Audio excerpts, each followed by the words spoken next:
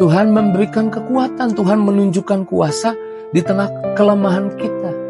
Tuhan memakai kita memberi mujizat bukan karena kita hebat, karena kita kuat, tapi karena kita bergantung kepadanya, karena kita sadar bahwa kita memiliki kelemahan. It is the time for morning with the word. Puji Tuhan, selamat pagi, bergabung lagi di Morning with the Word YouTube channel saya, Mario Marcelo. Pagi hari ini apa kabarnya? Saya percaya luar biasa. Apa kabarnya? Saya percaya ada dalam kebaikan Tuhan. Tapi ada beberapa orang berkata sama saya, Pak Pendeta, kalau Pak Pendeta tanya apa kabarnya, saya jawab luar biasa, padahal saya lagi hadapi tantangan, saya lagi merasa lemah.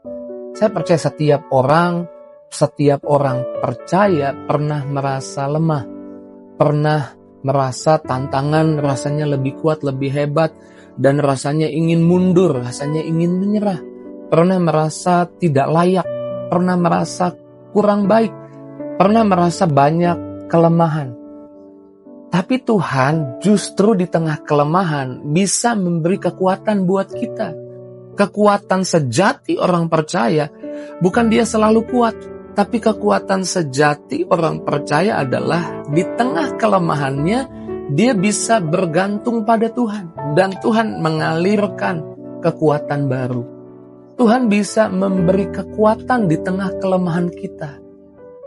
Ingat Paulus berdoa kepada Yesus, kepada Tuhan, bahwa Tuhan angkat duri dalam dagingnya. Bahkan dia berdoa sampai 3 kali. Dan Tuhan menjawab seperti ini, 2 Korintus 12 ayat 9. Tetapi jawab Tuhan kepadaku, cukuplah kasih karuniaku bagimu, sebab justru dalam kelemahanlah kuasaku menjadi sempurna. Sebab itu terlebih suka aku bermegah atas kelemahanku, supaya kuasa Kristus menaungi aku. Paulus berkata, Tuhan jawab bahwa cukuplah kasih karuniaku bagimu. Jadi Tuhan mau bilang begini, jangan khawatir tentang kelemahanmu. Masih ada aku, masih ada Tuhan. Tuhan memberikan kekuatan, Tuhan menunjukkan kuasa di tengah kelemahan kita. Tuhan memakai kita memberi mujizat bukan karena kita hebat, karena kita kuat, tapi karena kita bergantung kepadanya, karena kita sadar bahwa kita memiliki kelemahan. Jangan takut bahwa menyadari bahwa kita memiliki kelemahan. Dan justru karena kita sadar kita memiliki kelemahan, kita bergantung pada Tuhan. Dan ketika kita bergantung pada Tuhan, justru kuasa Tuhan dinyatakan. Musa merasa tidak pandai bicara. Kalau saudara baca di Keluaran 40 ayat 10-12, Musa bilang, aku gak pandai bicara. Lalu Tuhan bilang, aku mau pakai kamu untuk membebaskan bangsa Israel. Musa merasa tidak bisa, Musa merasa lemah. Tapi Tuhan tidak menyingkirkan kelemahannya. Tuhan memberitahu bahwa di tengah kelemahanmu ada Tuhan. Dan Tuhan memakai Musa di tengah kelemahannya untuk membebaskan bangsa Israel. Jadi saya nggak tahu kelemahanmu apa. Kau merasa lemah karena apa? Datang pada Tuhan, bergantung pada Tuhan. Dan Tuhan bisa mengalirkan kekuatan di tengah-tengah kelemahanmu dan buat mujizat. Dan memberikan pertolongan. Dan memberikan jalan keluar. Bahkan mungkin kita merasa lemah karena kita sedang mengalami kegagalan hari ini.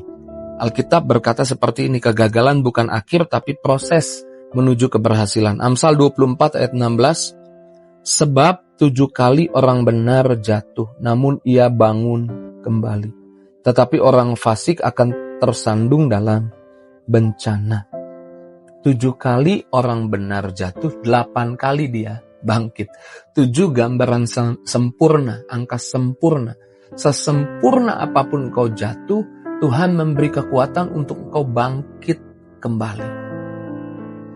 Untuk engkau bangkit kembali, bersemangat dan tidak menyerah, engkau perlu memiliki pemahaman yang benar tentang Tuhan. Bahwa Tuhan tidak pernah menyerah juga tentang hidup kita. Jadi kita pun tidak boleh menyerah tentang hidup kita. Tuhan tidak pernah menyerah untuk mengasihi, untuk menolong, untuk memberkati, untuk buka jalan buat kita. Dan kita juga tidak perlu menyerah untuk apa yang terjadi di hidup kita. Setiap kali kita jatuh gagal, bangkit lagi, bangun lagi.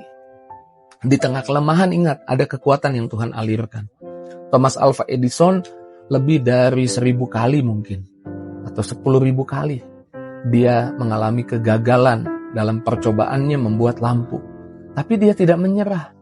Apa yang buat dia tidak menyerah? POV-nya, sudut pandangnya. Dia berkata beda, dia memandang kegagalannya beda.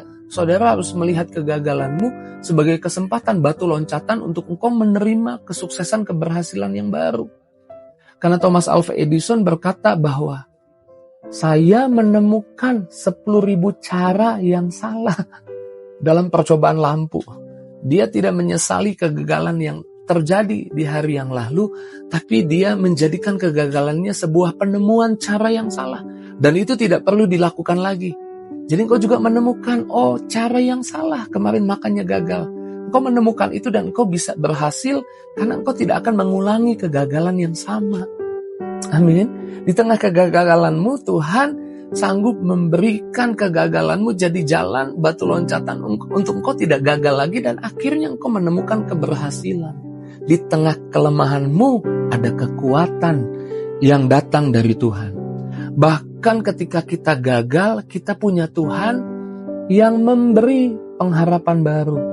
Waktu kita datang kepadanya, waktu kita ada di hadapannya.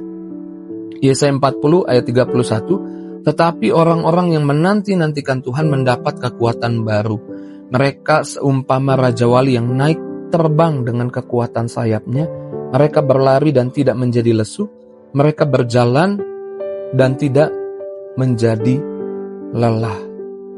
Ketika kita merasa lemah, Tuhan bukan hanya menguatkan kita, tetapi Tuhan memulihkan dan memberikan harapan baru.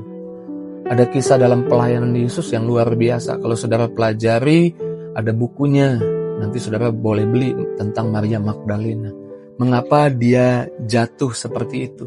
Karena dia gagal untuk mengampuni suaminya.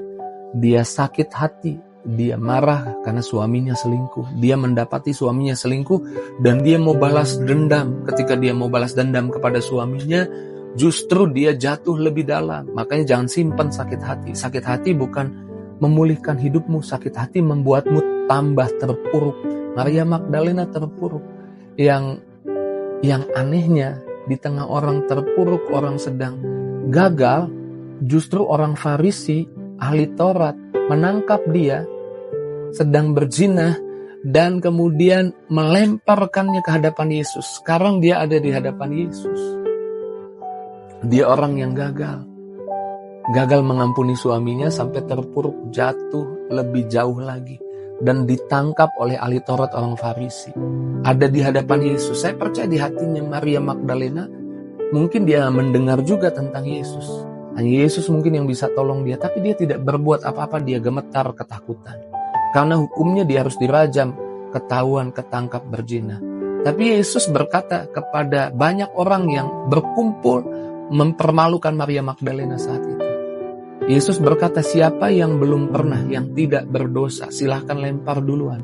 Alkitab berkata tidak seorang pun melempar batu kepada Maria Magdalena.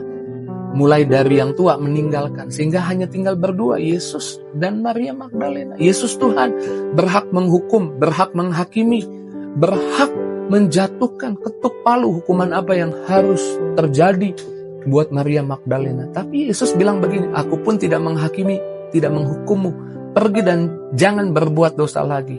Kasih Tuhan memampukan kita tidak berbuat dosa lagi. Maria Magdalena menemukan harapan baru. Dan kalau saudara ikuti kisahnya, dia hidupnya diubahkan. Dia bertobat dan akhirnya di hari tua, bahkan sampai tua, dia melayani di panti jompo, melayani orang-orang tua. Tuhan di tengah kegagalan kelemahan kita, datang pada Tuhan, memberi harapan baru. Tuhan memberi masa depan yang lebih indah buat kita yang datang pada Tuhan. Jadi engkau yang merasa lemah hari ini, kau yang merasa tidak layak hari ini, kabar baik dari Tuhan. Ada Tuhan yang pertama bisa memakai, bisa memberi kekuatan di tengah kelemahan. Yang kedua, Tuhan yang mau engkau bangkit dan tidak menyerah di tengah kegagalanmu. Yang ketiga, di tengah kegagalan, di tengah kelemahanmu, datang pada Tuhan. Tuhan memberi harapan baru. Tuhan punya masa depan yang baru buat kita.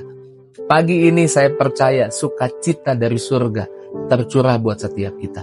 Karena kita punya Tuhan yang begitu baik, begitu dahsyat. Rancangannya luar biasa. Rencananya, kasihnya atas kita dahsyat luar biasa. Puji Tuhan, renungkan firman Tuhan. Renungkan perkataannya.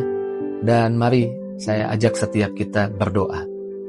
Terima kasih Tuhan buat firman-Mu. Urapan baru biar mengalir buat setiap anak-anak-Mu. Buat setiap kami Tuhan. Kami mengerti di tengah kelemahan ada Tuhan, ada kekuatan Tuhan. Di tengah kegagalan ada Tuhan yang mau kami tidak menyerah.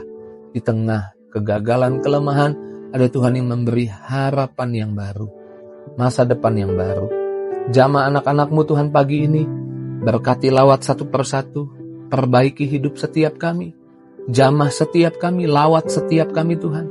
Berdoa dalam nama Yesus. Apapun yang jadi doa harapan anak-anak-Mu dijawab, didengar oleh Tuhan.